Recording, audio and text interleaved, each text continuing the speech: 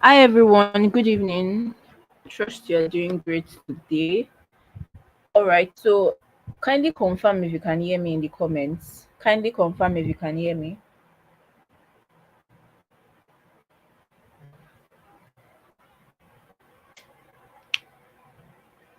All right, good evening everyone. So kindly confirm if you can hear me in the comments.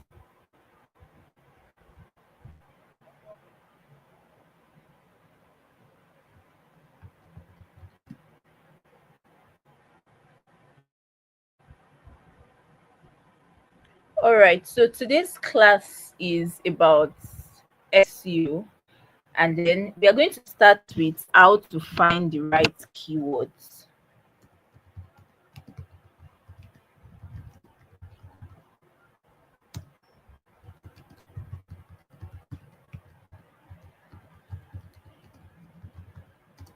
All right, so now how do we find the right keywords? Now, if you want to find the right keywords for your website, you need to use tools like there are several tools that you can use as a beginner starting out with website content writing, SEO content writing. So there are several tools you can use. So these tools here are just a few tools that you can use. So one of them is Google search. So now when you search for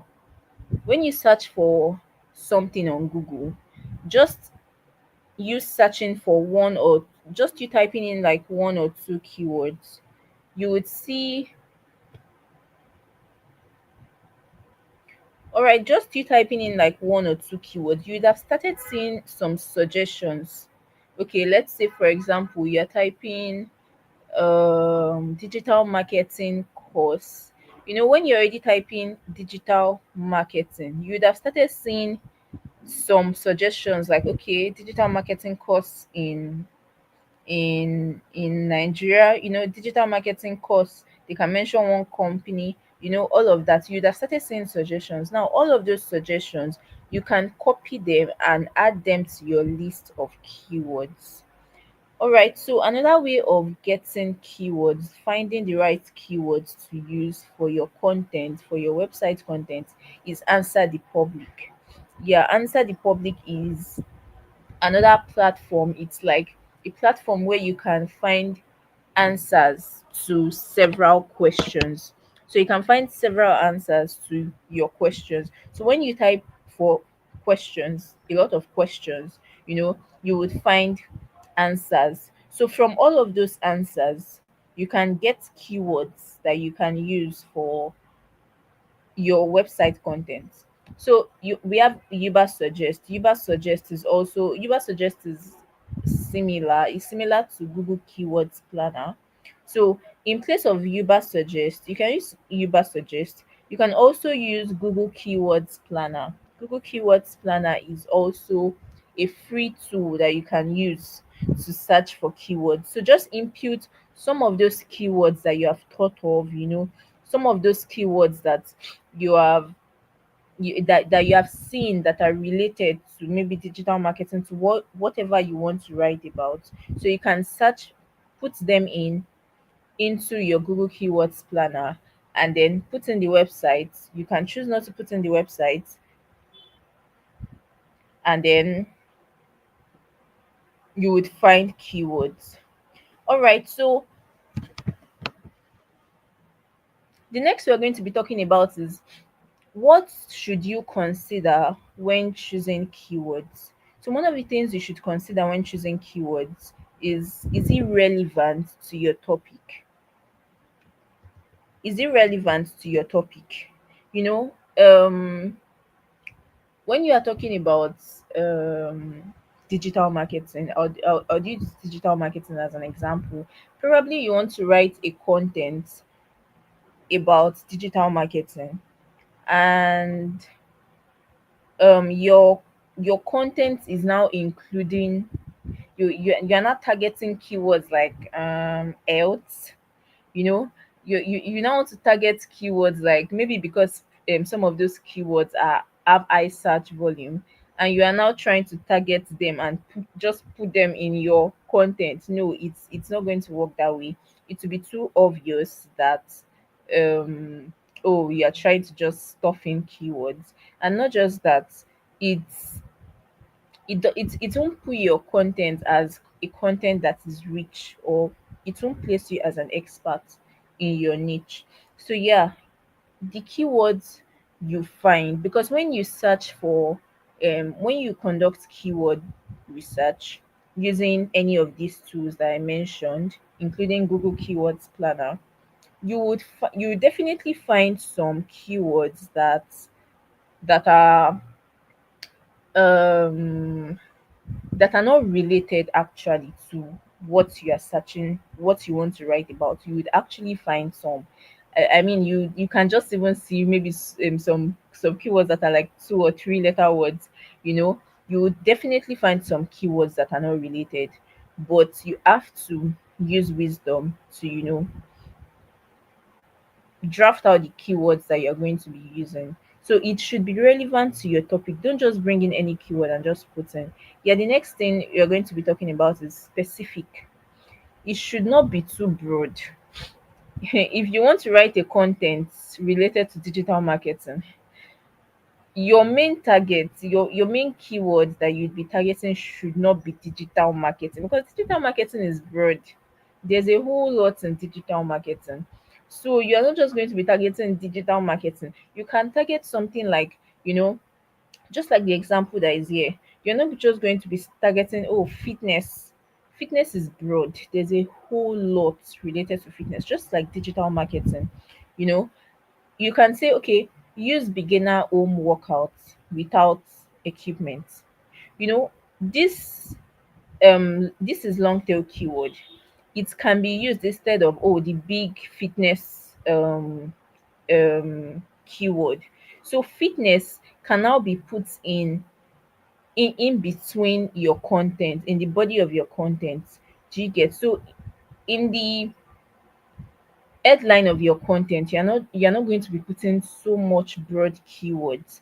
Instead of putting broad keywords, put keywords that have high search volume and are not broad. So yeah, another thing you need to note when picking keywords is something your audience would actually search for. Like, you have to, one of the ways you can even do this is the people also ask section on Google. When you type in some keywords, you just type in maybe digital marketing safe, or just type in fitness. You would see um questions, a whole lot of questions that people are asking for. Yeah, you would see a whole lot of questions that people are asking for. And all of those questions shows, oh, people are actually asking for this thing. So these are things that people can actually search for. So you're not just going to just type in, just any keyword and say, oh, and just use any keyword for your title. Make your title something that someone can actually search for. You can say, okay, 5 steps to become a top professional in the digital marketing industry, or let's say 5 steps to become a a top professional in the media industry. All right, so yeah, now using this example, okay, we can say um um um top 5 beginner home workouts without equipment. So someone, I want to get fit. Okay, I want to lose weight, go on a weight loss journey, and I don't have all of that money to go buy, you know um all those equipment. Rather, the economy today is something else. So the average young person, the average working class person, might not have all of that money to go buy all of those gym equipment, definitely. But then you can easily go on Google. That kind of person can go on Google and quickly search, oh, what are some beginner home workouts that I can do without using all of those equipment. And also, there are some people that of course they have a whole lot of weights. Let me use the word, they have fats. Let me just use that word. And um they might not have the money to go to the gym. Yeah. And then they might not have the money to, buy all of those equipments. Yeah, so we understand all of these things from our environment. So okay, that average person can easily go online and say, oh, what are some workouts I can do without equipment? These are things you need to consider when trying to find the right keywords. So now quickly to the next, where to place your keywords in your blog. Now, to help Google understand your topic, there are some places, strategic places that you need to put in your keywords. Number one, the title. Now you're putting your keywords in the title so that it will help you rank on Google. So another place to put your keywords is the first 100 words. So one of the things that Google, that a lot of people don't know, majorly SEO specialists and SEO writers that know, Google actually just crawls the first few um paragraphs of your website content. If you don't know, Google just crawls the first few paragraphs of your website content. Yeah. So if you're adding keywords, the most strategic places to add keywords that have high search volume and low competition, it's the first 100 words. Put it in between this first few parts of your content. That doesn't mean you're not going to put it in other part of your content, but you also need to target these first few paragraphs of your blog. Now, another place is put it in at least one subheading. Now, H1 tags, H2 tags, H3 tags. Now, H1 tag is the title of your blog content. H2 tag is, a subheading. Now, when a subheading has, other items that you highlighted, so those items that you highlighted is called H3 tags. All right, so another place that you can put in your keywords to help you rank, very, very important, very, very important, is your URL. Very, very important is your URL. Now, you also need to put it throughout your content, but then don't stuff keywords. That's another mistake several people make. Don't stuff keywords. Put them naturally, add them to sentences, use them to start a story. Don't just stuff them. Oh, let me just put it, and then someone is reading and the person just sees, just and the person is reading, and the keyword the keyword you just stuff in, it doesn't even relate to that sentence. No, that's not how to do it. So yeah, the next thing, meta description. Meta description, if you don't know, meta description, when you search for something on Google, those first few lines that you would see under some of the under the websites, those first few lines that you would see, I think they're usually like 2 3 lines. Yeah, you also need to add your keywords there to also help you rank on search engine. Yeah, and also the image alt text. Now, when you are putting out your content on a particular website, especially when you're working from the front end of the website, you get, so you would see, when you're editing on the front end of the website, you would definitely see where to upload images. Now, when you want to upload images, you would see alt text, you would see where to put in, the description for the image or the text for the image. So please add in um the content there. You add in the keyword there. Yeah, so don't stuff keywords, add them naturally. All right, so quickly going to the next, writing SEO friendly blog titles. So there are several things you need to take note of when you're writing blog titles.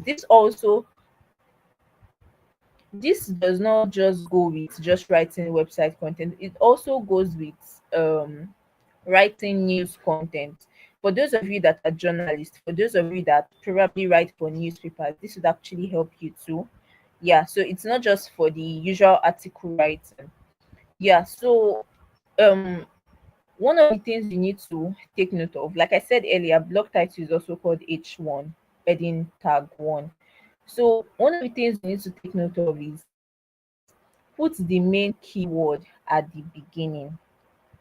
Put the main keyword at the beginning. So we have talked about, how to find keywords. You know, when you want to type your blog title, your keyword,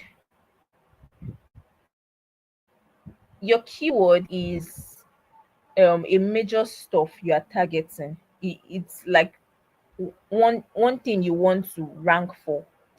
So if you want to rank for keyword like you know workouts and fitness, you are not going to be putting in those keywords just in the body of your content. You would add it at the blog title. You add it to the blog title, so that when someone searches for something, the person can easily see what he or she searched for. So that's one of the reasons. So another thing is keep it under 60 characters. It shouldn't be too long. It shouldn't be too long, because in fact, if you just search for something on Google now, you would see, you might probably see some titles that are too long. Google would cut it out. Like, Google would cut it out. So another thing you need to take note of, make it useful and clickable. You know, I heard some people usually use clickbait, especially I remember those days of Opera Mini, that someone will just open Opera Mini, and then you'll just be seeing some different stories, like a whole lot of clickbait that will just make you like click. And when you open the story, it's usually all of these different kinds of news. When you now open the story, you are like, seriously, is this all it's about? You get. So make it useful and clickable. Make it something that, make it like as if you're writing a strong hook, to hook them in. That's another thing you need to take note of. So yeah, this is an example. They are still doing it. Yeah, they're still doing it. So yeah, this is an example. Bad title, and then better title. Bad title, cool money tips. Imagine if you are going to, if you want to read a blog, would you pick the blog title that has cool? In fact, that title is not even going to rank. Yes, because it's not even SEO friendly. Cool money tips. But when you see 10 smart ways to save money as a student, you would be like, oh my god, smart ways. When someone uses words like compelling, you know, words words like that to attract people to click on the content, to click on the website. So when you use something like, oh, 10 smart ways to save money as a student, but when if someone is saying cool money tips, you are not even specific. It's just generic. But this one, someone that is young is searching for it and saying, oh, let me keep it for, let me save it for the future. I can save this blog content for the future when I'm a student. Or someone that is a student is saying, I really need this content. Someone that is a parent is saying, let me send this blog content to my daughter. Let me send this blog content to my child. All of that. And even those that are not even students, or maybe they are graduates at the moment, they can say, oh, let me send this to this my junior, she would really need it. You get. But when you just put cool money tips or digital marketing tips just like that, anyways. So yeah, going to the next, using meta descriptions. So, like I said earlier, meta descriptions are those short texts that when you search for something on Google, those short texts that they show under the blog title of several websites, you would see those short content. Yes. Do you know that that short content is very, very important? I mean, I've had experiences whereby I clicked on a website because of that meta description that they showed. It affects it a lot. It affects how people click on your website. So you have to be very intentional with the way you craft your meta description. It should be like one of the tips here, it should be clear and inviting. I mean, it should be clear and inviting. Like, it should be this is where you should know how to write copies. You know, when you think of ad copies, if you have watched several ads, 5 reasons why, imagine. Yes, something like this. So if you have watched several ads, and I would really, really encourage you, if you can, this is for your own good now, if you can go back and then watch like 10 ads, 10 ads, probably from television or from YouTube. You know, there's a way you can download all of those ads, study how they craft those copies. You know how they will just attract you and say, this is why you are broke, this, you know, all of those things. You need to learn how to start with a compelling hook. So this is where you need yeah, so this is where you need these kinds of content to attract people. So imagine you're writing something about, you know, learn to save money, grow money, save your money, grow your savings in school. You know, when you're now writing your meta description, you're now writing something like, oh, this is what is these 5 tips will never make you broke again. You know, all of those things, you have to be very strategic when writing your meta descriptions. So when you might writing your meta descriptions, don't just be carried away with writing great hooks. Also include your keywords. Yeah, so include your keywords, don't stuff them. Remember, include your keywords. Yeah, it should be between 150 to 160 characters, because if it's more than, Google will cut it off. People would not see. Now, if you can go to Google and search for those things, search for any, you know, just search for anything, you would see it. There are some that their meta descriptions are long, and Google cuts it out. You would not read the rest. So you need to learn how to write it within this character. So on to the next, internal and external linking. This is a very, very important part of SEO writing. Now, if you are writing content as an SEO writer, a news writer, you know, a journalist, you know, yeah, writing for websites, you know, writing for company websites or whatever, you need to learn how to add links, internal links, external links. Now, internal links is linking blog posts or pages on your site, adding links to, you know, you can add link from your blog section, you know, maybe several articles on your blog section, add the links to your landing page, probably, you know. Probably your landing page is something about digital marketing, or let's say something about savings, let's say finance, you know, and you have a content, a blog content that is about article writing, and sorry, a blog content that is about um you know, how to save money as a student, like the example we used. So you can, when you see money, a keyword in the landing page, you can link that money keyword, or maybe you can link like 2 or 3 keywords. Let's say save money as a student. When you have that keyword, something like that in the landing page, you can link it to that blog post. So anyone that is going through your landing page or your about section, you know, they can see that blue, they can see that blue stuff. You know, for some websites, actually a different color depending on their branding. You know, we have all seen something like that when you go to a website you go to read a blog, you go to read an article, and then you find um several contents in a particular blog post. That's internal linking. You can find a whole lot of links to go to other, yes, highlighted text, to go to other um pages. So that's internal linking. That is very, very important if you want Google to rank your content, to rank your website. So another thing is external links. Now, Google needs to see that a lot of websites are actually mentioning your website.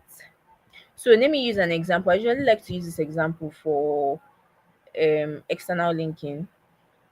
Just imagine you are on social media, and let's take for example Instagram, you know, and or let's use LinkedIn too. And you have been putting out content. External linking is like networking. When um several people are already saying, oh, this lady is really good at what she does, blah blah blah, or maybe someone puts out a content related to your niche and person tags you, you know all of those tags, all of those them tagging you and all of those things, that is like what external linking means when we come to websites. Do you understand? So yeah, when when websites are not mentioning you and websites don't even know you, Google cannot trust you, because Google cannot trust you if websites are not linking to your website. So whether your website is a business, a company page, all of that, you need to have a backlink strategy, so that you would have, whether it's Quora, whether it's LinkedIn, you need to have links back to your website. You get? So yeah. Now, why do these types of links help? They help people stay on your site longer. Like I gave an example that when if you have had an experience where you searched for something online, and you get to the website, and then you are seeing several suggestions. You're just reading, and then you are seeing several other suggestions, and you know a link to go to read about this, link to go to read about this. This will help people stay on your website, and Google rewards people staying on your website. Google rewards it a whole lot. Now, it helps Google crawl your website. When your website cannot be found, when people are not mentioning you, how will your website be found? Your website will just be one of the millions that are just back at the back. you know yeah, it builds credibility. Yeah, like I used the example of the example of when you're on social media and you are trying to grow your page on social media, and you have gotten to a stage, maybe you're on 5K followers, you're on 10K followers, or whatever, and you celebrated your birthday, and people are tagging you, or um people start a discussion on a particular topic that you are known for, and people tag you for it. That I use that example as, okay, this is what external linking also means when it comes to websites. Yeah. So it builds credibility to make people know that, oh, this person is trusted, this website is trusted. you know we can see this website among the top 10 websites in this industry, top 10 blogs in this industry, and all of that. So see an example. Want to build better habits? Check out this post on daily routines. you know this is an example. So if you would have seen this, something like this in between blog content. This is one of the example of internal linking. Some put it in between their content. When I mean in between their content, I mean like in a sentence, you will just see the highlighted text there.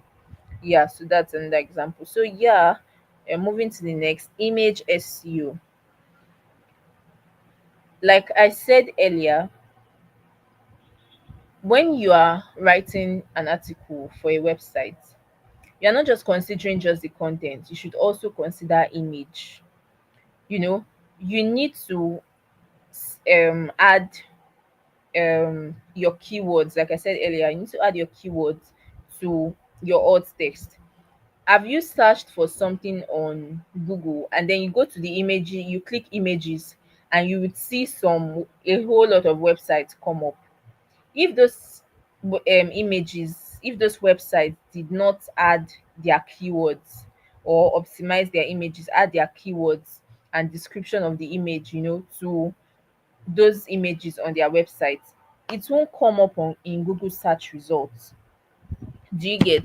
So this would help people easily find your content. So when people search for something, in fact, if you can search for it now, search for something and then click images on Google, you would see several websites. Those websites have known how to use image SEO. They've known how to add um keywords to their write-ups, to their descriptions. Yeah. So this is an example. Beginner home workouts. So let's say this website is targeting keywords like home workouts or beginner home workouts. So the image name can be, okay, beginner home workout. So when someone is searching for um workouts, beginner home workouts I can do without, without equipment, you know they can see your image in the image section. Yeah. So the alt text that you can use, okay, a woman doing a beginner home workout without equipment. Do you know some of these people also use some people also use um um online images for several purposes. You get? So people can easily even go to your website and then get an image from your website, and then maybe when they're using it in any website or any page or whatever, they might tag you and say, oh, image source, so website. You get? So these are the importance of doing image SEO. So you need to take note of this also. All right, so um I put in a free SEO writing checklist. So you can use this little SEO checklist as your checklist when you're creating a content for SEO. So please take note of this. You can put it, okay, well, after writing your content, you can say, okay, have I put keyword in title? Here, you can then tick it. Okay, I've put keyword in title. Okay, are there keywords in the first 100 words?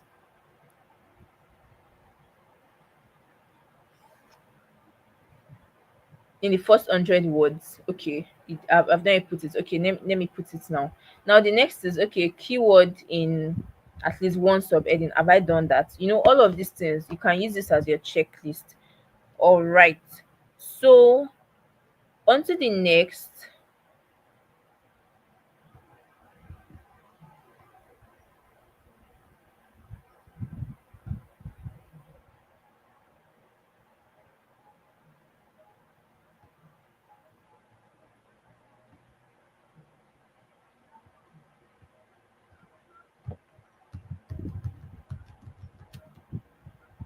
All right, next thing we are going to be talking about is long form content creation.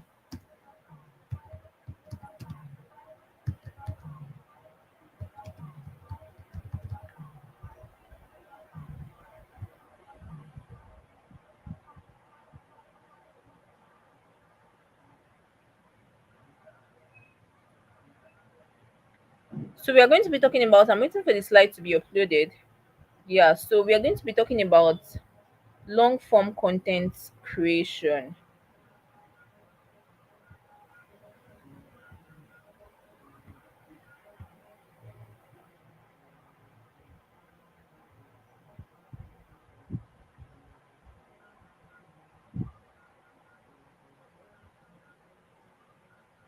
Sorry about the delay.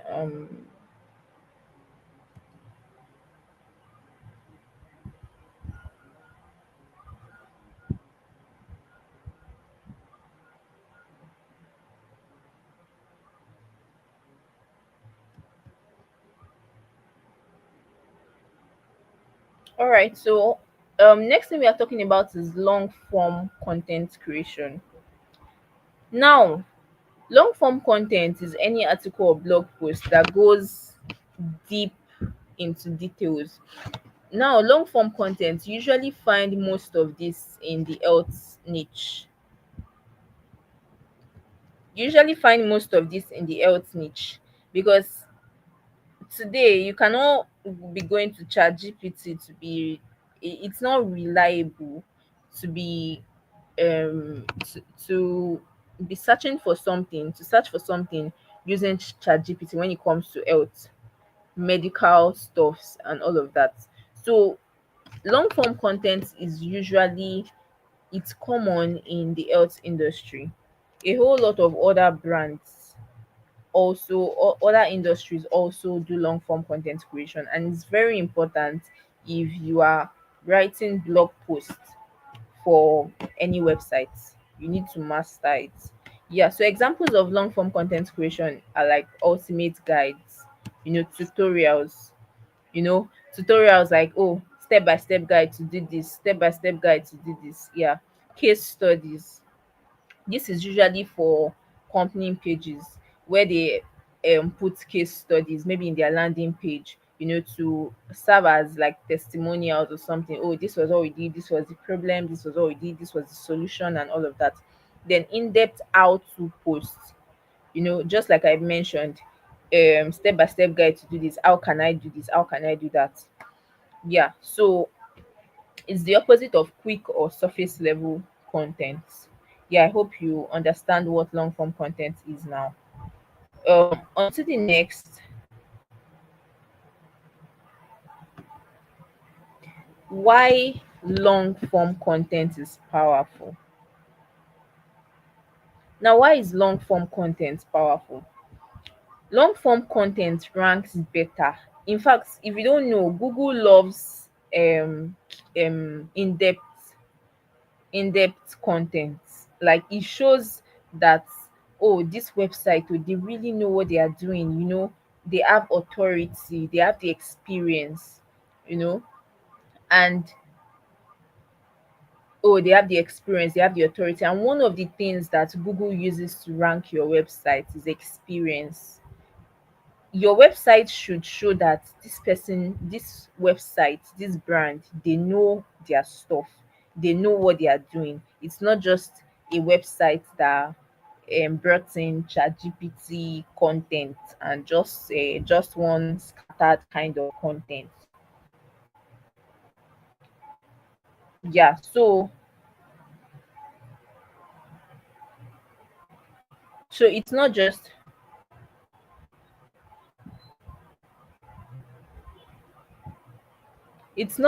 oh, let me just put out just one scant content. If you want to rank on Google, if you want your brand's website to rank well on Google, to be known, as to increase their domain authority and all of that, you need to create content with more depth.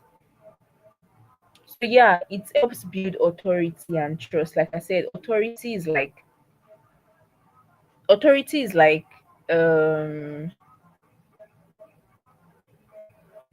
is like, oh, these people, they know what they are doing, this website, this brand, they are very good at what they do.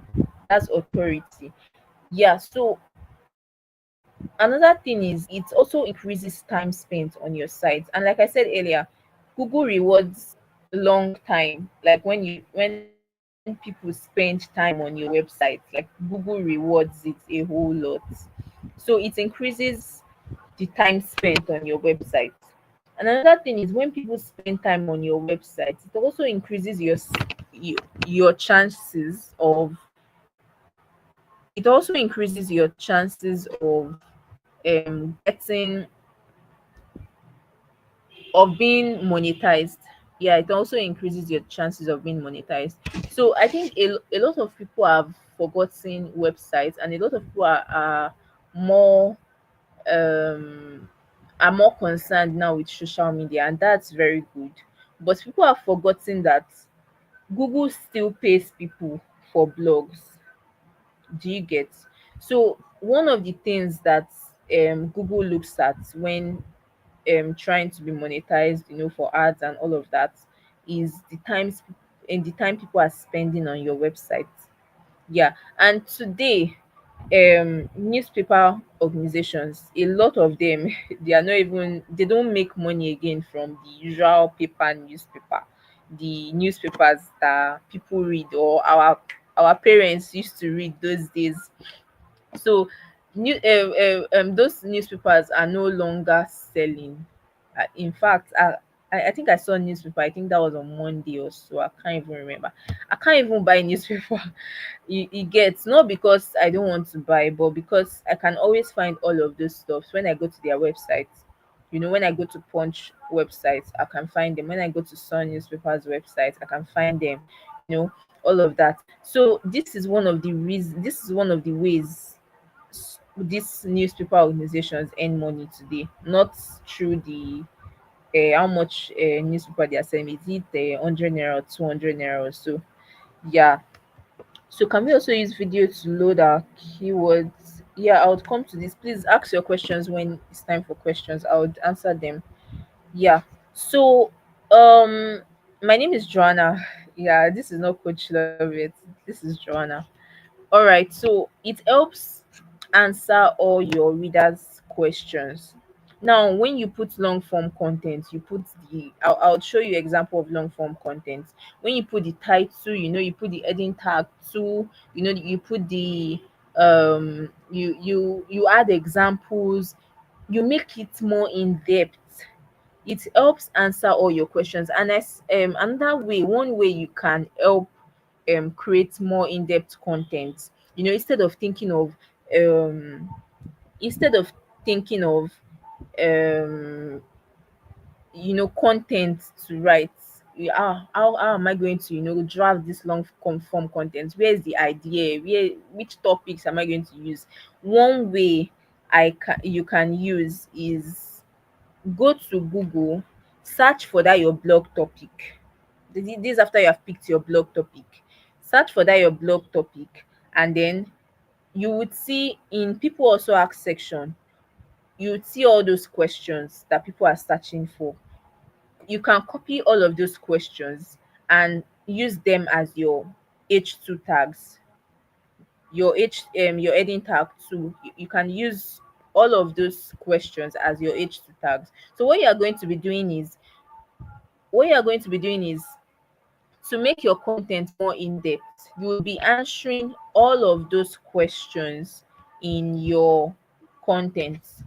All of those questions that you found in people also ask section of Google, you would find them in people can find them in your content. So this also helps you rank on Google when someone searches for those questions. Do you get?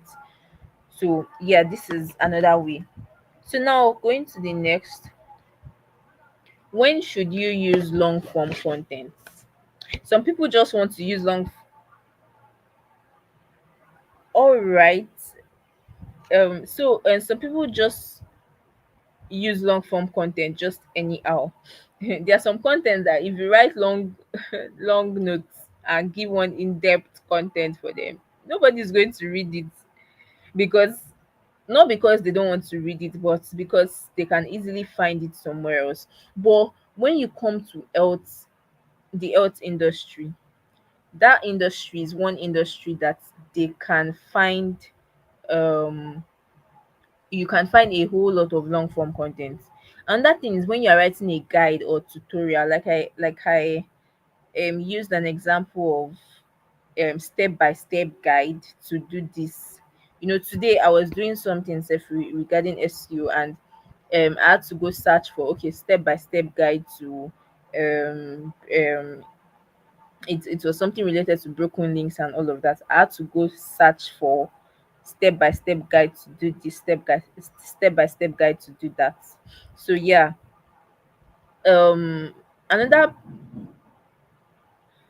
another time you need to use long form content is when you want to rank for competitive keywords.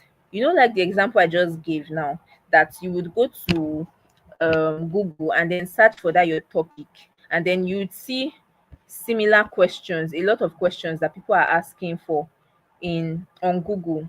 Yeah, so when you see those questions, you can use those questions. Those questions would definitely have some of those keywords that you want to rank for, and you can also impute some of those keywords you want to rank for in those questions. You get? So this that's another way that you can say, okay, let me use all of these questions that people are asking for, let me answer them in my content, and then it helps you to rank for those keywords. Now another thing you need to know is when you want to choose long form content, you need to choose long form content when your topic is something that needs depth and explanation, not just something that not just something that you will just um not just something that you just write just few lines and that's all, and your readers don't even feel satisfied. You get? So I gave an example of health industry. This industry, if you want to search for something related to your health, or signs, symptoms, anything, you will definitely need, you would not go to a website that has a just a why a reason why, or just symptoms just like that. You definitely want to go to a website that has the definition of this illness, the symptoms of this illness, how you can cure this illness, prevention, all of that. That's an example of long form content. And I think not just the health industry, I think this issue of branding also, when someone is searching for how can I be a top voice in my industry, something like how can I build a career in aviation? Let me use aviation. Aviation is, pilots and all of that. So, how can I build a career in aviation? So it can give you, oh, what is aviation? What does it mean to be a pilot? All of this step by step. You use long form content when you need depth and explanation. Now, you also need to use long form content when you want to position yourself as an expert. I said that Google rewards people that they see as experts, people that they see that when you come to their website like this, you would see blog content that you're like, oh, this person is really good at it. I don't mean you just go to their website and you be seeing chat GPT content. So I mean, you go to their website and you're seeing, content that shows, oh, this doctor is really good at what, yeah, educational sector. Yes, yes, agriculture too. Yes, yes. Thank you for reminding me about that. Agriculture is a very good one too. You eat agriculture, someone that is creating content on agriculture, that has a blog on agriculture, the person would want to be known as someone that has that experience, that has been maybe farming for years and is bringing that experience and is saying these are some of the things you should not do, as a farmer, all of those things. This helps you to be known as an expert in that industry. Do you get? So if you look at some of the top um leadership speakers today, the likes of John Maxwell, the likes of Vusi. I don't know I can't pronounce that his surname. Tembe. I can't pronounce his surname. Yeah. So likes of John Maxwell, the likes of some of these big names out there, they all have websites. If you don't know, and when you go to their website, you would see their books, you would see guides, you would see all of these things. So their website alone is positioning them as, oh, this, they are really good at what they are doing, they're really good with leadership, they're really good with coaching, all of that. So this is why you need long form content. So yeah, example of long form content, this. So let me do this using the example I gave about questions, using questions in your content. Now the first, your topic can be, okay, the ultimate guide to becoming a virtual assistant. It may not even be virtual assistant, it may be, okay, someone that wants to become a broadcaster, or let's pick we can pick you can pick a career that is popular today? Anyone? So the ultimate guide to becoming a virtual assistant. So the structure can be, who is a virtual assistant? You know, then the next can be a question like, what are the skills you need to be a virtual assistant? Then the next can be, what are the tools?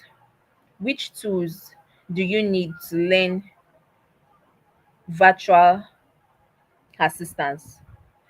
Then next can be, where can I find virtual assistant jobs? You get, so that this number four alone is something that can even help you rank, because a whole lot of people go to search for, okay, where can I find writing jobs, where can I find SEO jobs, where can I find virtual assistant jobs? Do you get? So now, how do I price my services as a virtual assistant? So are you seeing the way I'm using all of these points as questions? Do you get? So I'm not just saying, oh, skills you need. I had to put all of this there so that you would understand how to use, these points to write the question. So you're not just saying, oh, who is the virtual assistant? Yes, that is good. The next is, oh, skills you need. No, you not just put the heading like that. So after who is a virtual assistant, you write your content, put your content there. Okay, virtual assistant is this, is that, is that, is this. And then skills you need, you are not just saying skills you need as a virtual assistant. You say, what are the skills you need to become a virtual assistant? So because an average person can go on Google and search, what are the skills I need? Because I remember when I was in, I think, 200 level at that time, I was really searching. I really wanted to go into public relations, and all of that. So kept searching for, oh, what are the skills I need to be a public relations strategist? What are the skills I need to be? And when I was searching for that, I saw websites that gave me a whole lot of answers. Do you get? So the average person that wants to become a virtual assistant will say, oh, what are the tools I need? What are the skills I need to learn? Or it may not just be the usual digital stuff. It can be, okay, a medical doctor. As a medical doctor, what are the skills I need to have? As a pilot, what are some intellectual skills I need to have? So, all of these things. So when you're writing your content, you need to write them. So you can see that ChatGPT is good, but ChatGPT cannot take away blog content, because there are still experts that come to write from their experiences. Do you get? So now the next thing is, okay, what are the tools I need to learn to become a virtual assistant? You get? So the next can be, where can I find virtual assistant jobs?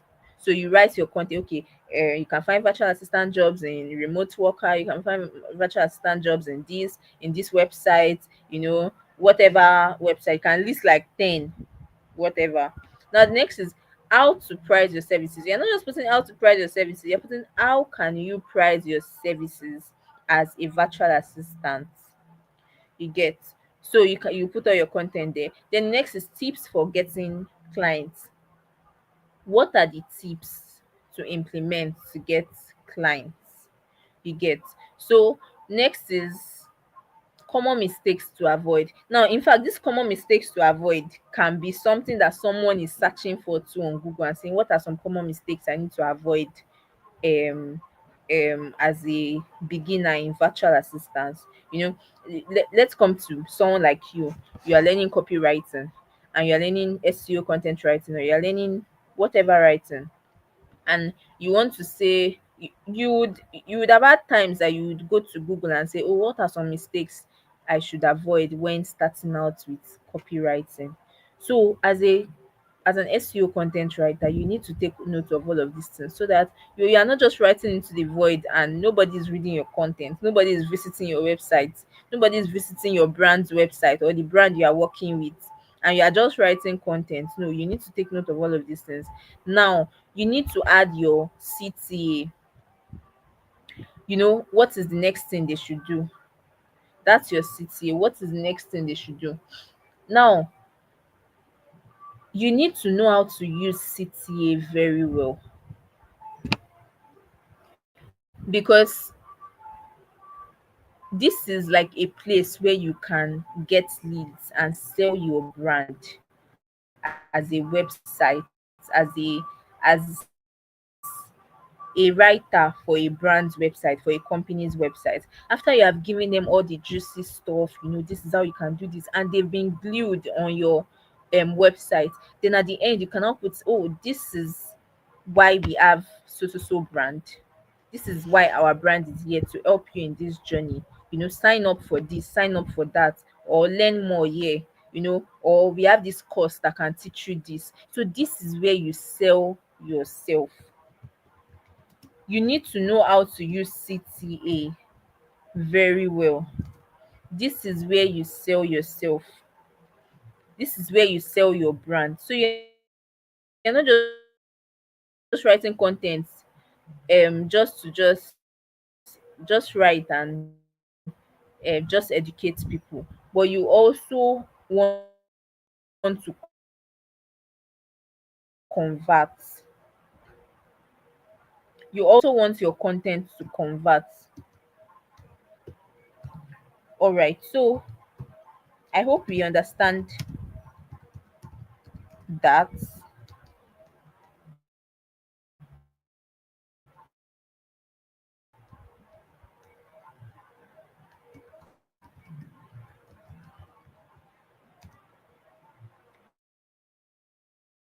All right, on to the next.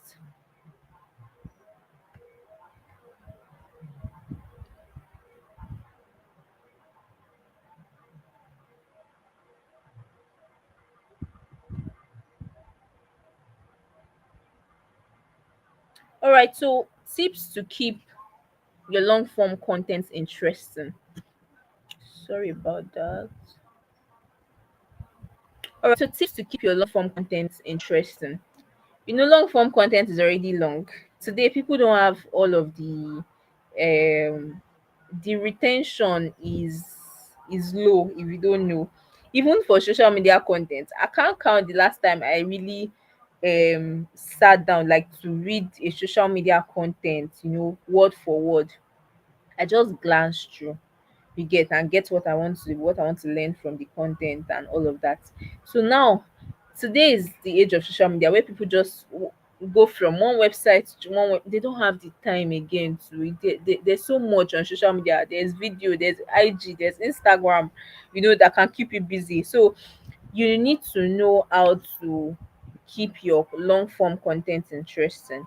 Now, the first thing before I continue with all of this is, when you use all of those questions, like I mentioned in the previous slides, it would also help make your content interesting, because all of those questions are questions that would probably be on their mind. You get, so that's one thing you need to take note of. Now, the next thing is, use short paragraphs. Don't be writing long, long, long. Yes, it's good, but let your paragraphs be short. Okay, after like 4 lines, you leave space, format it, let it leave space for it. Now, add images. Don't just put content just long like that, no image to even make them see that, oh, this is interesting, or no image to even make it exciting for them. No, don't do that. Add images in between. Use images to describe what you are saying. You get. So the next thing is quotes. So you also need to add quotes from what several people might have said. Add quotes, then examples, craft stories. When you're writing something, you're not just saying, oh, you're not just going straight to the advice. You can craft a story around it. You can craft an instance, craft an example. Yeah. So the next is, use headings and sub headings. Now let me go back to the previous slide to show you why you need headings and sub headings. Imagine you start with, okay, the ultimate guide to becoming a virtual assistant, and you just put, oh, virtual assistant means blah blah blah blah blah, and next thing you put is uh and you just, the thing is just long. I will not even want to read it. I will not want to read it. Please, if you have questions, just wait till the end of the class. I'll take all your questions. Please um write your questions again towards the end of the class. Thank you. So like this structure already can help a lot of people easily flow with your content. It's not just one long thing. When they read what is virtual assistant, they are reading, oh, the next thing, oh, what are the skills I need, and then they move again, and then next question again. And I told you how you can find all of these questions. You don't have to crack your head. Just go to, all right, it's 8 o'clock, we need to take attendance, yeah, before we come back. Thank you.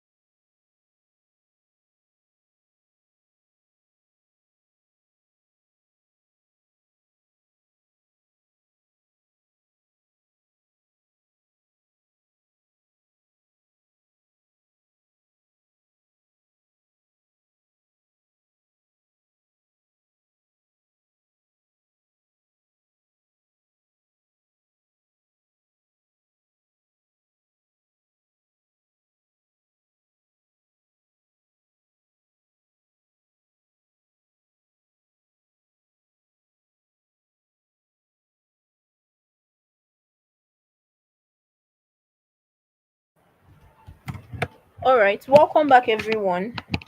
Yeah, so like I was saying earlier, so these are examples of I told you that you can find questions like this when you search for your blog topic on Google. So you don't have to crack your head to say, um, I don't know what I'm going to write for my long form content and all of that.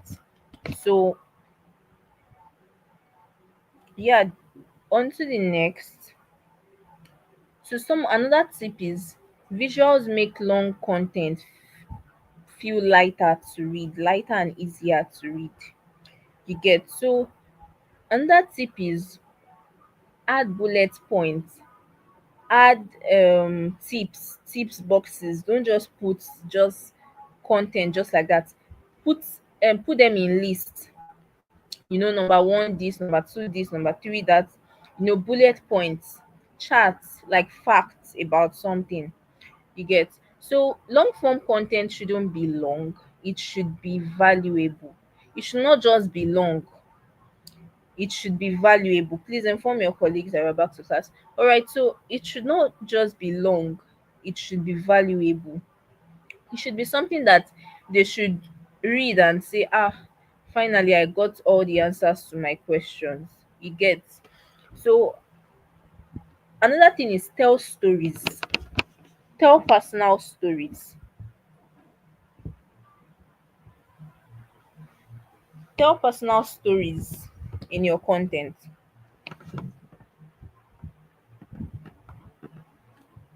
Then share real life experiences.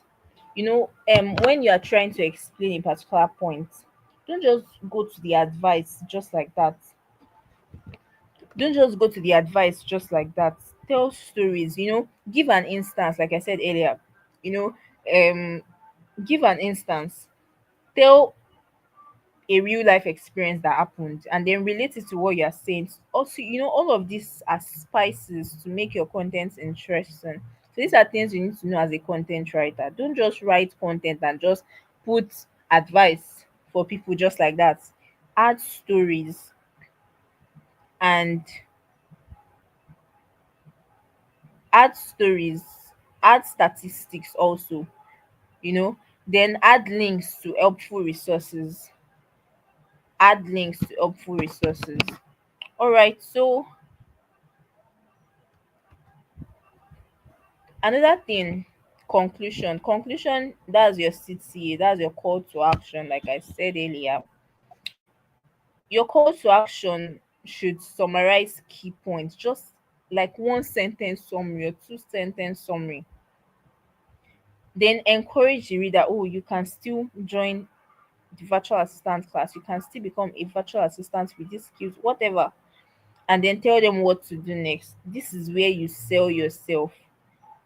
This is where you sell your brand, your company. This is where you sell your brand. This is where you sell your company. Yeah. So this is an example. So now that you understand the virtual assistant world, why not create your first Fiverr profile today, or download our free checklist to get started? Now, that free checklist that they are downloading can be a way for you to get their emails, you know, to start an email marketing strategy for your brand. That's a way. You can say, oh, download our free checklist. You can say, oh, sign up for this course. You can, a whole lot of things depending on your marketing goal, depending on your business goal. So this is where you sell yourself. You need to learn how to use it. Now, this is a template you can use for your long form content. This is a template you can use. All right, so now next is creating engaging social media content. Creating engaging social media content. Engaging means a content that makes people stop scrolling. A content that makes people like share. They share to their family and friends and say, oh, this is really interesting. I want my brother to laugh. I want my mommy to laugh. It makes people save it and say, I need to come back. I need to come back.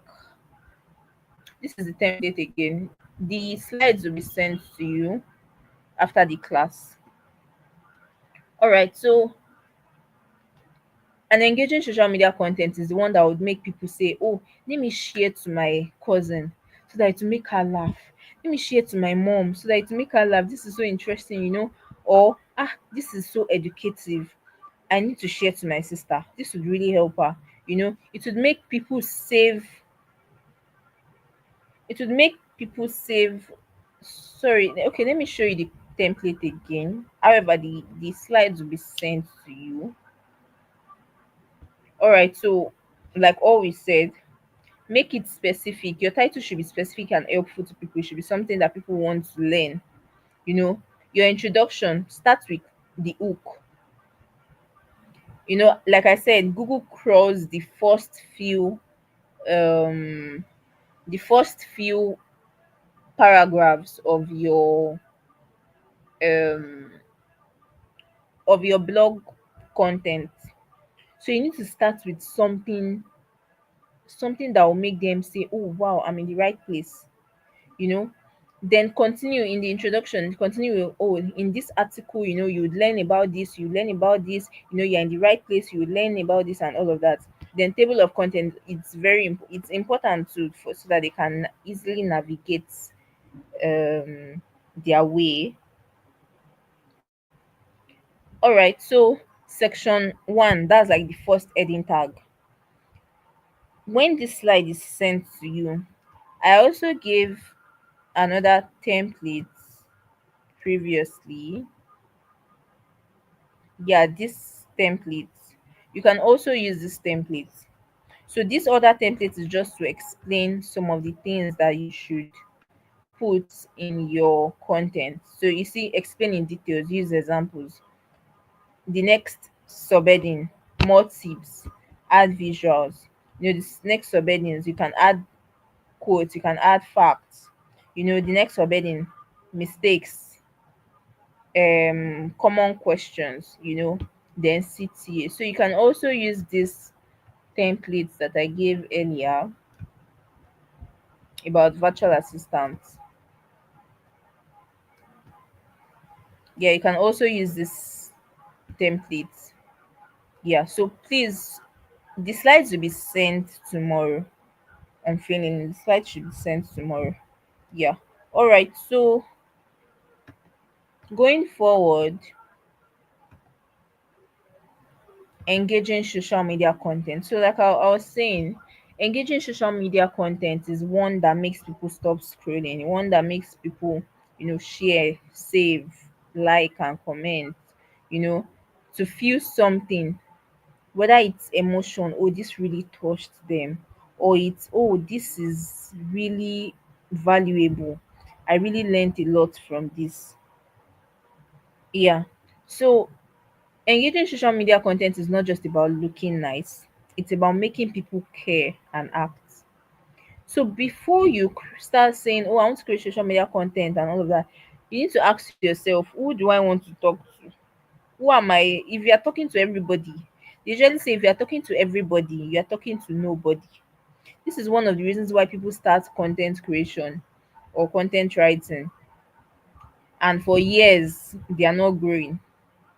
So, as a content writer, when you want to create social media content, you need to understand, ask yourself, who do I want to talk to? What are their pain points? What are the problems they are facing? What is their age gap? Am I talking to old people? Am I talking to Gen Z? You know,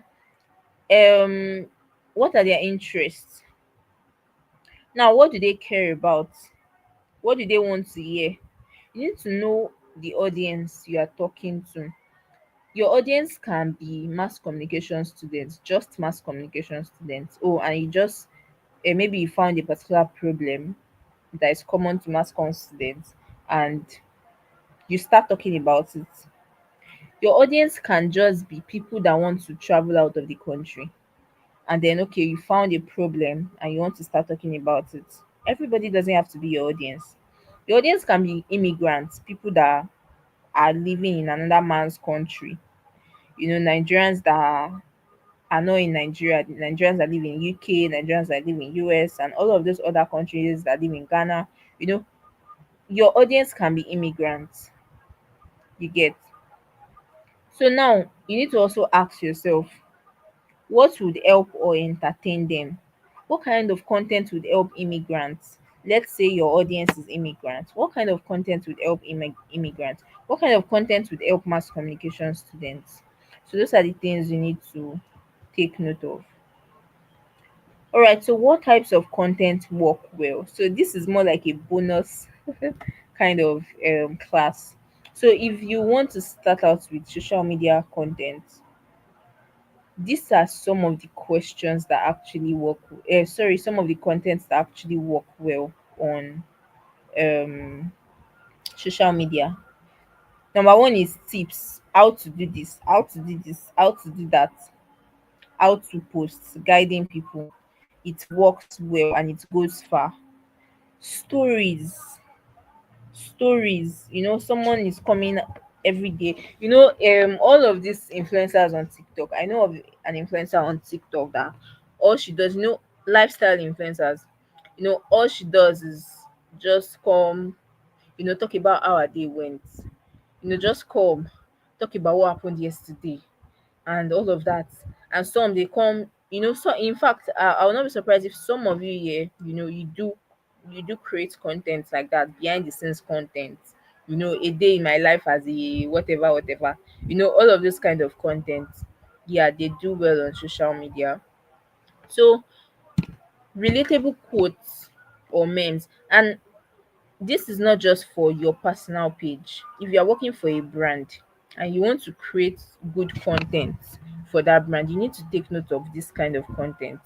How to, tips, stories, you know, behind the scenes content.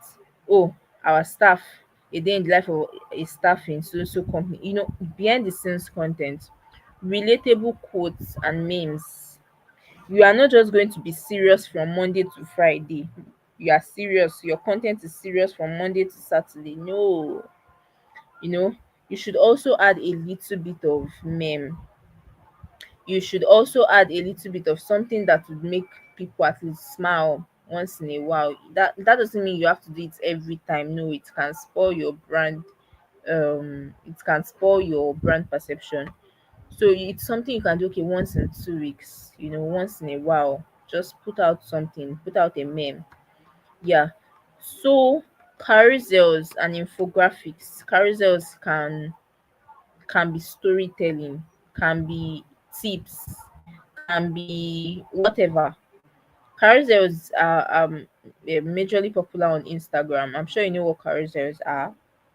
Yeah, so polls, quizzes, some people say this versus this, my then versus how, versus now, you know polls like asking questions, what do you think about this, what kind of, you know tell us your personality type, all of those questions that relates to your brand, that relates to your business, you can add them.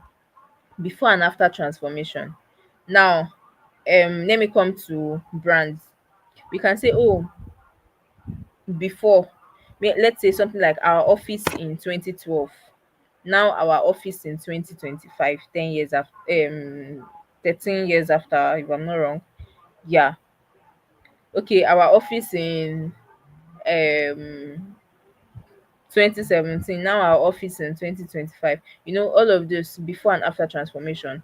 So you can bring up several ideas and use them as content. So these are the content that works well.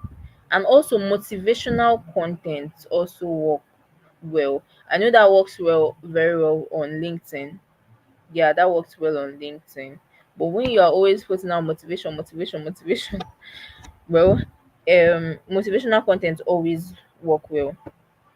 So now the golden rule when it comes to content writing, content creation: make it valuable or emotional.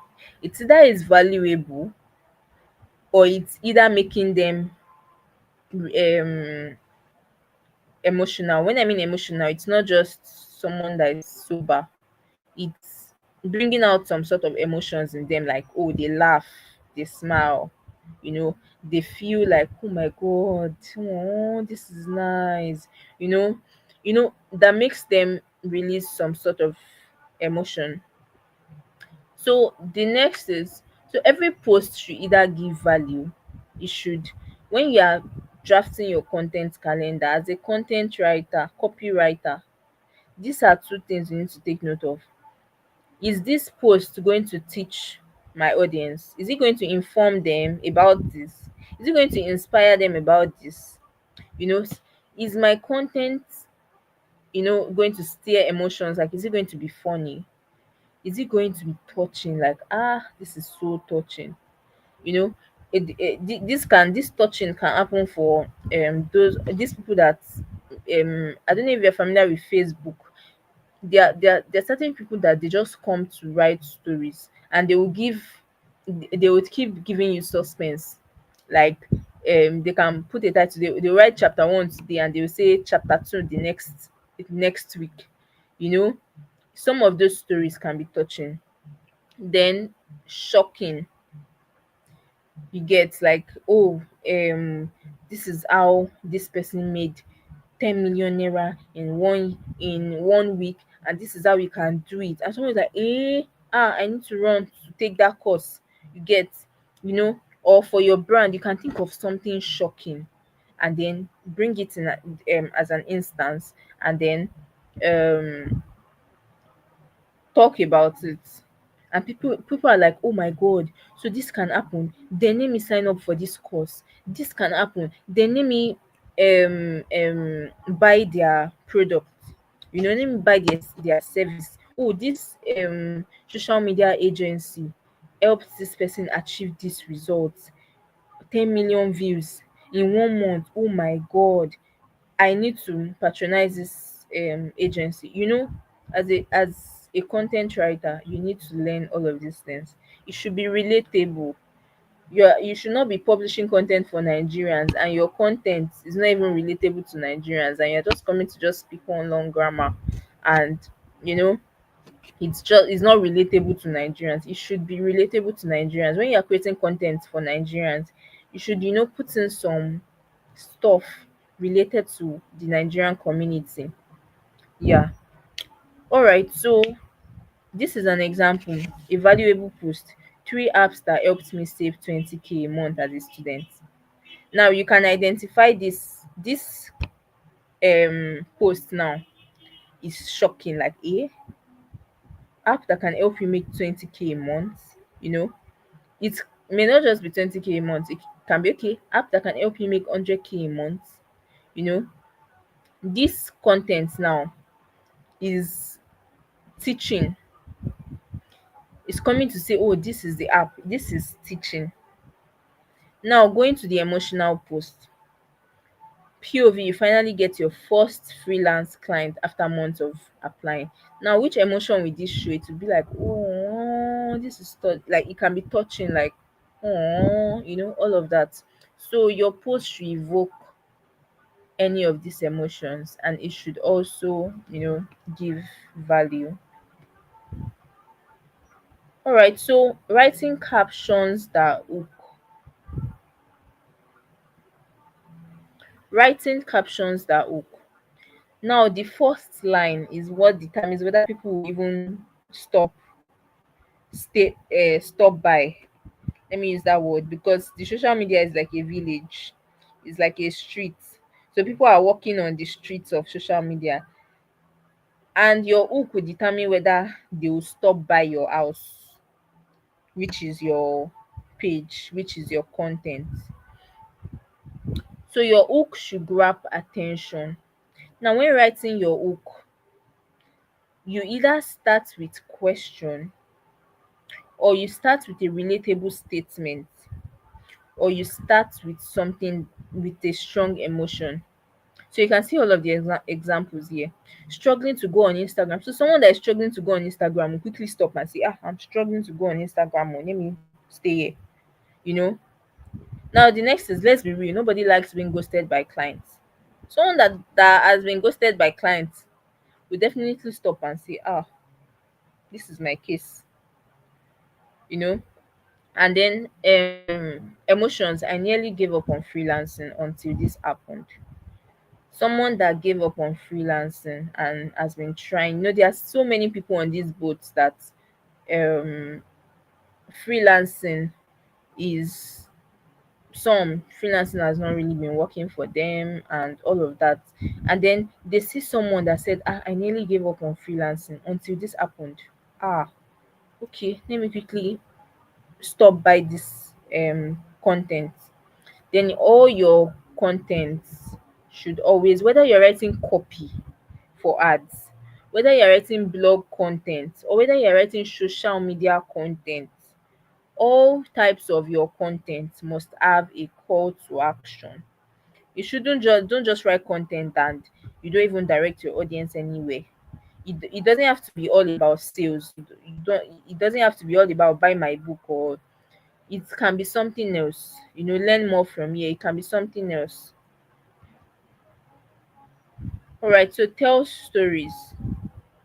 People love stories. In fact, today is this period is a time where people shout, oh, storytelling, storytelling. You have to learn stories.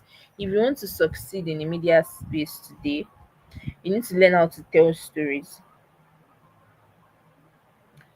Now, when telling stories, this is a formula.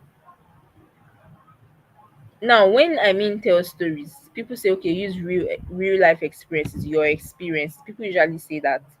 But this is social media. You would not just put everything on social media. And definitely, I would not advise you to put everything that happens in your life on social media. You can, there's a way people also do it, that, okay, you can put out some of your content, some of your stories, your personal experiences, fine. But you also need to learn to set boundaries. You also need to learn to be discreet. Now, another thing you can do, working in line with your experiences too. One thing you can also use to add is, let me just tell you this thing. You can say, okay, you can do something like fiction. Now, when you're doing something like fiction, you can start with a story that people will think it's your story, you get. But then at the end of your content, you can write, um oh, this is fiction. So they've already read the story, you have gotten their attention, you have passed out the message you want to pass out, you get. So and then at the end you can say, oh, this is not my story, this is fiction, you get. So people use that also to get attention and pass out their message, and you get. So this is a storytelling formula. Start with a situation, a problem, a situation that happened. I was in a place, blah blah blah blah blah. Last year I only had two clients. And then problem. Start with a problem.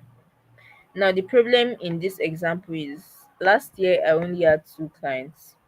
Today I work full time from home. Here's what changed. What you did. Last year I only had two clients, situation and problem. I work full time from home. This is what happened. What he did is what he wants to tell you. What happened, and then the lesson is what he wants to tell you. So this is a formula that you can follow to write your stories on social media. All right, on to the next.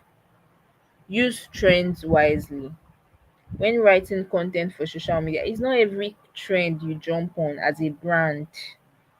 There are brands that have jumped on trends and it just destroyed their reputation, because people are like, are you serious? Like, how would this brand even jump on this kind of rubbish trend? You get. So it's not every trend that you jump on. You need to know the kind of trends you will jump on. And when you are jumping on trends, let it be related to what you do, related to your company. You need to be careful when jumping on trends. Now, trends work very well for Twitter. Trends work very well for Twitter. You know, Twitter is a place that if you can jump on trends, every day, you know, it would you would get that visibility kind of quickly. Yeah. So now adapt to trends in your niche. Now let me use an example of Uber and let's say this brand Avis Nigeria. Yeah. So these are automobile companies. These are automobile companies. Now when they are jumping on trends in their niche, they can jump on trends like traffic, maybe Lagos traffic issue that is trending, you know, maybe fuel issue that is trending, you know. That doesn't mean they will not jump on other trends. They can jump on, for example, this popular Priscilla Ojo and the and her husband that got married, you know, their wedding. Okay, Uber, they can jump on a trend like that, like, okay, um are you also getting married like Priscilla Ojo and blah blah blah blah blah. We can handle your ride, you know, all of that. So you can jump on trends like that, trends related to your niche. So be quick. Trend is going on today and you're saying, let me still PP, let me still wait, and next week I'll write about it. No, when something is trending today, try as much as possible to post today or tomorrow, because tomorrow something else can start trending. This is Nigeria. Different things trend every day, every week. So you need to be quick. Add your unique tone. Now you're not just jumping on the trend and creating content related to the trend to just copy whatever someone is doing. Add your unique tone, you know, add something unique in your industry, in your company. You get. So this is also an example. Don't force trends. This is a tip. Don't force it. Let it be something that makes sense. Let it not be something that your audience can easily um realize that, this person, this brand, see the way they are even jumping on this trend. Like, let's not be something that they can easily know that, you are trying to jump on this trend. Let it be something that, oh, it looks like you are coming to solve their problem, but you are you're coming to solve their problem, but you are talking about this current issue, you know. This fuel issue, there's a particular point that it was actually trending, you know, everybody was talking about fuel, you know. There was a particular point that people were talking about dollar, you know, all of that. So yeah, you can um it should make sense to your audience. Let it make sense, not the one that, well, anyways. So it should make sense that they will not just know that, this person is jumping on trends. They see you as you're coming to come and solve a problem. You get. All right. So this is like a simple content plan template that you can use for your Monday to Friday content plan for your company. So I gave you a template for SEO writing. Now this is also another template. I also gave it for long form content creation. This is also another template for your social media content. You can say, okay, Monday it will be a motivation or a story about someone, you know. Let's say you're a brand. I'm using brand majorly because I'm believing that after this class, most of you would work with companies, most of you would work with brands. And when you are working with companies and brands, you need to learn how to um relate your motivation, relate your story to relate your story to um a motivation content and all of that. So yeah, on Monday it can be something motivational related to your brand, related to your company, you know. If you have go check company pages, you would see go and check company pages, you would see some of their motivational content, how they relate it to what they do. Yes. So Tuesday can be a quick tip. It can be a carousel post. It can be a carousel post that is, you know, the other template I gave you. about it's either valuable, types of content and all of that. So so quick tip, it should be carousel post. It can be carousel post, it can be a video, you know. You should educate your content about you should educate your audience about something. Okay, an example of quick tip. Okay, you guys are familiar with piggyvest, right? Piggyvest, if you I would really advise that you study their content. I'm not doing any promotion for them, or I'm just as telling you to study their social media content. Study how they put out content. They are really, really good with their social media content. I mean, they put a whole lot. They teach finance. They would still come and sell to you. You know, they do a whole lot of all of those things. Then this brand to Adron Homes is very good with their content creation. So you can study this brand alongside many other brands too. I can't remember any other one now. So um quick tip, let me use finance for example. You maybe your brand is in the fintech industry, and um on Monday it's a motivation, a story about maybe somebody that um did not save, and the person is someone that did not save, and the person now became broke later, and the person lost everything. It can be a story. You can bring up a story like that. Then on Tuesday it can be okay, 5 tips to save your money as a student, something like that. Whatever tip, you also need to um be creative with it. Then behind the scenes, Wednesday can be behind the scenes content. Then Thursday can be a relatable content or a meme, like something interesting that will make people laugh. So on Monday, people are inspired to say, "Oh, let me continue what I'm doing. Let me still go and save." If you're in the fitness industry, if your brand is fitness brand or something, people are inspired to say, "Ah, I must continue my workout." You know, and all of that. Then Tuesday, people are like, I didn't know about this. So, and they are thanking your brand for helping you know. So, no, on Wednesday, behind the scenes, people are, entertained. Thursday, people laugh, you know. Then Friday, it can be a question, giveaway. Some companies might not really have the money, to be doing giveaway on Friday. So they will just do it anytime. But this does not mean that post content Monday to Friday, you will not promote any of your services. No, you can put in promotional content in between. Okay, Tuesday at the end, you can put your call to action. This is our services and all of that. On Wednesday, you on Friday can be promotional content majorly. All of that. So this is a template that you can use. All right, so this is the end of the class.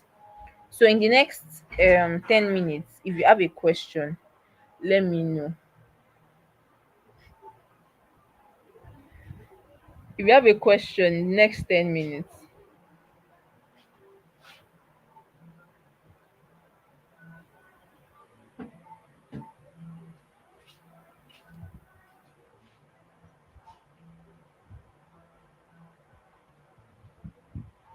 From all that we have learned today, if you have a question, in next 10 minutes.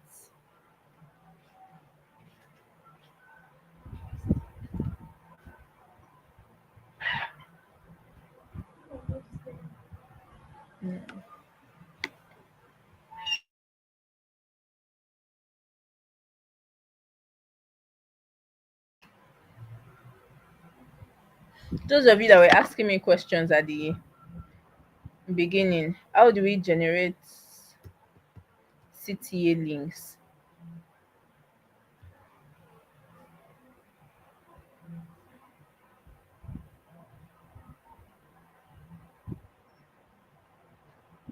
No, not PVVest. Piggy, Piggy.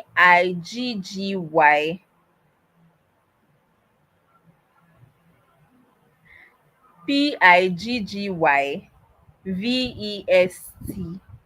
Piggyvest, yes. Um, okay. It's not Aldron. Adron. Adro. And okay, someone said, how do we generate CTA links? You can actually generate CTA links anyway, depends on your objective. If your objective is to make people go to sign up for a course, you can generate landing page a landing page and then share the link on your social media page. You can also send the link, your WhatsApp link, put your WhatsApp link also, to make people come to make people chat you up for a particular sign up or whatever. So it just depends on what you want to do.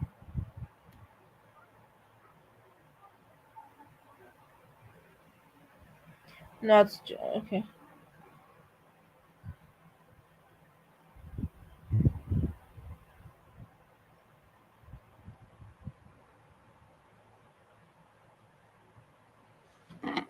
Okay, blogs and all. Which websites you use to design blog post templates?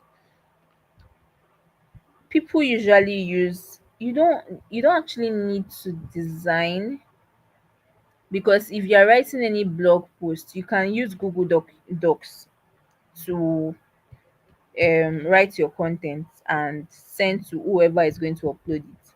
Then if you are the one managing the website, I mean managing the content on the website, you can do that from the front end. Every front end has the templates. You would see the just imagine opening your Microsoft Word on your laptop, and then you just add in your topic, your title, all of that. You don't really need. Then you can use WordPress. Is a very popular website builder that you can use. WordPress is a very popular one. Can my blog post be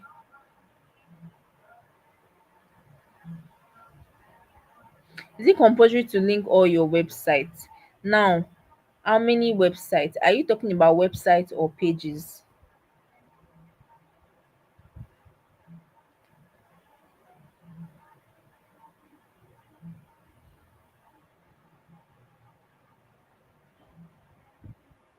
Can my blog post be my portfolio? Yes, it can. Because I have a whole lot of blog posts that I've written that are part of my portfolio. So as long as they have your name there, you know, as long as you wrote them, you can add it to your portfolio.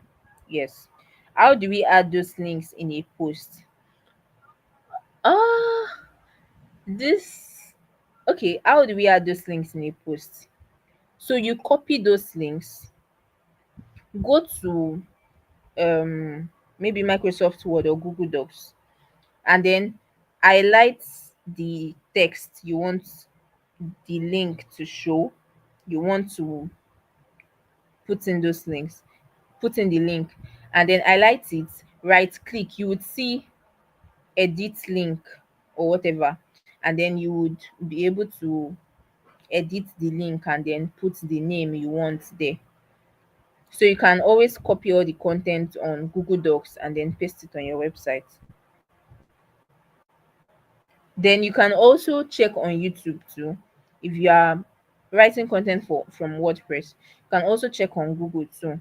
Um, how to embed your link in your article. You would see it. So I may not be able to do all of you may not be able to understand fully me while talking. So how do we add those links in a post? Okay. How do we generate CTA links? And also, is it okay to jump onto trends simply because some clients are asking for it? Okay, is it okay to jump on trends because clients are asking for it? Hmm. In this case, you need to first tell them that this is the damage this is going to have. You would need to state it clearly to them. boss. So um this is the damage this is going to have on our this is the damage it's going to have on our um brand. So you need to state it to them. And when they say, oh, we still want it, this and that, then you don't have a choice than to obey your boss. But you need to first tell them that this is the damage this is going to have on our brand.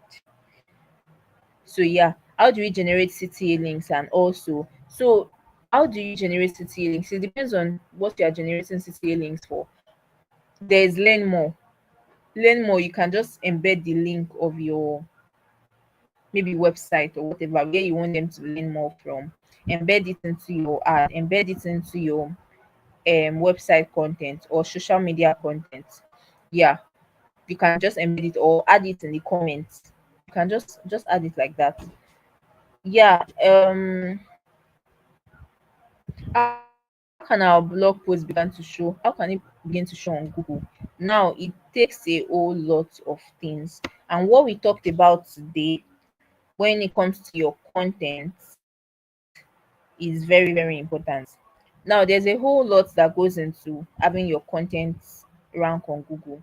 So if you study these things that we talked about today and then you implement it, I believe in the next, let's say, it depends on the age of the website. Let's say 6 to 12 months, your content can start ranking on Google. So if you follow all of these things that we talked about when it comes to writing your blog post, it would work. Yeah. So aside the content for your website, there's a whole lot. There's technical SEO, and all of these things are advanced. But then our class is content and copywriting. All of these things are advanced. There's technical SEO. That's all of the things that relates to the coding and all of that. That the website developer needs to do. Then there is backlinking. All of the technical stuff in SEO. So, but then for your blog post to start ranking, you need to do all of these things after your maybe developer has done the rest. So my question is about external linking. You mentioned that it's okay to link other websites in a long form content. Yes. Isn't this going to make those websites rank more instead? No, it's not going to make them rank more because there are two types of links. There's do follow link and no follow link. Do follow link is um um when that website has your link and your website has their link, like they're also following that link. Now no follow link is stuff like LinkedIn, when you put your link on LinkedIn, or when you put your link in Quora or Reddit or whatever. So those are no follow links. So isn't this going to make your website? No, it's going to work for both of you. It will increase the domain rating for both of your websites. Okay, so in what forms could our CTA possibly come depending on our niches? It depends on you. They have you can search for several types of CTA. There's learn more, there's sign up, there's a whole lot. So it just depends on your goal, what you want to achieve from your content. What is your marketing goal? Do you want to sell more? Do you want people to patronize your course or whatever? Do you want, it depends on your goal. How can you sustain this long form content? I said it in the course of this class. I said all of those questions that you have from people also ask section of Google, you can use those questions in your content. Answer those questions. I gave the example. If you go back to the class, I gave the example of virtual assistant. You're not just going to write virtual assistant and then just write one long blog post. You would answer several questions. Okay, what skills does a virtual assistant need? Where can you get a job as a so I also said, I'm repeating this a lot now. I also said where you can get those questions when you start for your